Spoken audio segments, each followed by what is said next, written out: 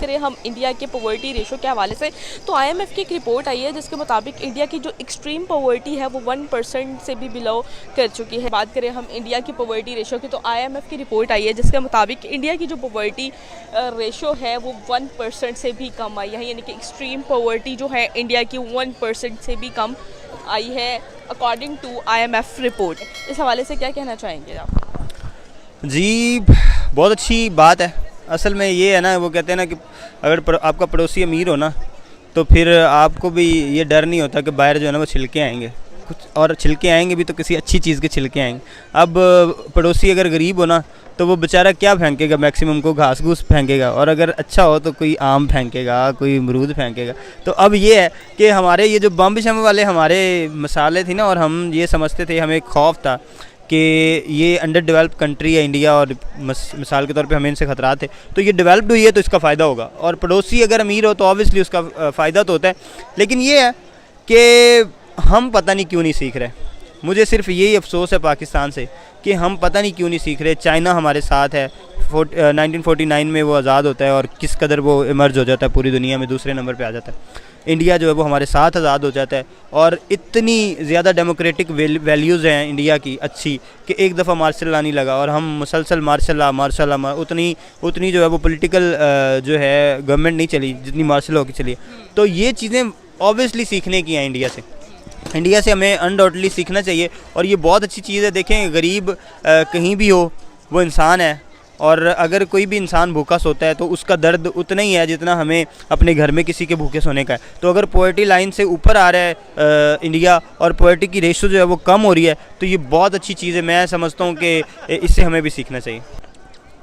This is amazing and बहुत surprising बात है, और वेल डन, बहुत अच्छी बात है। उन्होंने इतना कोशिश किया है, इतनी एफ़र्ट की है, तो उनका मुल्क आज ग्रो कर रहा है, इकॉनमी उनकी ग्रो कर रही है, बहुत अच्छी बात है। इस सब का क्रेडिट डेफिनेटली उनकी जो है गवर्नमेंट को जाता है, ठीक है, जो कि एफ़र्ट्स कर रही हैं, जो कि अपने मुल्क को हर तरह से बेहतर बनाना चाह रही हैं। क्योंकि आपकी जब तक गवर्नमेंट स्ट्रॉन्ग नहीं होती है तब तक मेरा नहीं ख्याल कि अवाम कुछ कर सकती है। अवाम के ऊपर एक गवर्नमेंट होती है, एक हेड होता है, एक रूल रेगुलेशंस होती हैं। जब तक वो रूल रेगुलेशन नहीं सेट की जाती, अवाम फिर खुली है, अवाम फिर जो मर्ज़ी करे, हु केयर्स, ठीक है। ऊपर से well done to their government, but उससे ज़्यादा उनकी अवाम जो कि उस गवर्नमेंट के ऊपर काम कर रही है, ठीक है, कि उन्होंने फ़ैसला किया कि वो जो है वो एफ़र्ट करेंगे और वो इसके ऊपर काम करेंगे, ठीक है। क्योंकि सारी अवाम, हमारी अवाम जिस तरह जो है ना, हमारी अवाम ढीठ है बेसिकली, ठीक है। हमारी अवाम जो है ना वो कहती है कि भाई आप एफ़र्ट डाली जाओ, हम बैठ के यहाँ पे देखेंगे, ठीक है। पर उन्होंने एक एफ़र्ट डाली, उनकी आवाम ने कहा चलो हम भी आपके साथ एक कदम बढ़ाएंगे, ठीक है।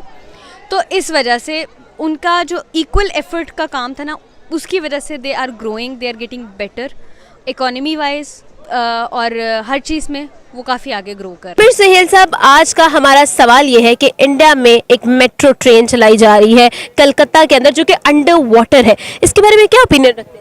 अच्छी बात है, क्योंकि अपनी आवाम को, जितनी कोई भी मुल्क हो अपनी आवाम के लिए सोचता है, कुछ करता है, तो वो उसको अप्रिशिएट करना चाहिए। अगर इंडिया के लोग अपनी आवाम के लिए कुछ कर रहे हैं, वो स्पेशली अंडर वाटर एक डिफरेंट चीज़ है, और ये कर रहे हैं तो बहुत अच्छी बात है, अप्रिशिएट करना चाहिए। एग्जैक्टली। सर, आपको क्या लगता है इंडिया जो हर फील्ड के अंदर इतना ग्रो कर रहा है, इतना आगे जा रहा है, आखिर क्या रीज़न है, किन ग्राउंड्स पर काम किया जा रहा है? बेसिकली इंडियंस लोग जो दर हकीकत, जो सच्ची बात मैं आपसे करूंगा, इंडियन लोग जो है मेहनत करते हैं, एक दूसरे की टांग नहीं खींचते। हमारे मुल्क में सबसे बुरी चीज़ है, हम एक दूसरे की टांग खींचने में, एक दूसरे को लेग पुलिंग करते हैं, एक दूसरे को तजलील करने में, हर फील्ड में, चाहे वो सियासत हो, चाहे वो किसी भी फील्ड से तल्लुक़ रखते हैं, एक दूसरे की लेग पुलिंग करते हैं, एक दूसरे को जलील करने में टाइम ज़ाया करता है। एक और स्कैंडल जो सामने आ गया इमरान खान साहब का, वो है तोशाखाना का। नूर आरफीन, आपको क्या लगता है? एक कहानी है कि जी इन्होंने कोई घड़ी भी, कोई हार, कोई अंगूठी, अब मौजूदा वज़ीर आज़म शहबाज शरीफ साहब ये कह रहे हैं जी वो इन्होंने बेच दी। फवाद चौधरी कहते हैं कि अगर कुछ किया है तो अब भी उस पर केस बनाए इमरान खान पर, क्योंकि उनको तो ज़्यादा सज़ा होनी चाहिए। तो करप्शन कहते थे जी करप्शन ख़त्म करूँगा, अगर कुछ ऐसा है तो अब तो हुकूमत है इनकी, क्यों नहीं कुछ करते? अच्छा, ईमानदारी की बात है कि आपको भी मेरा ख्याल है उस रिसर्च का पता होगा कि जो बरतानिया से जारी हुई थी, जिसमें ये कंफर्म किया गया था कि इमरान खान के दौर इक़्तिदार में पाकिस्तान से मनी लॉन्ड्रिंग जो है उसका हुजूम कई गुना बढ़ चुका है। तो ये जो हमारे नाम नहाद हैंडसम और सादिक और अमीन थे, इनकी हैंडसमता तो उस वक्त भी धरी रह गई। शहबाज शरीफ बहैसियत अपोजिशन लीडर जो कह रहा है, और शहबाज शरीफ वाइल बीइंग वजीर आज़म जो कुछ कह रहा है उसमें ज़मीन और आसमान का फ़र्क है। और इस वक्त का मौजूदा वजीर आज़म ऑन रिकॉर्ड है कि आपका साबिक वजीर आज़म तोशा खाना से तहाइफ 14 करोड़ रुपए के दुबई में ले जा करके उसने फ़रोख्त किए हैं, जिसमें डायमंड ज्वेलरी, ब्रेसलेट, घड़ियां और सेट शामिल हैं।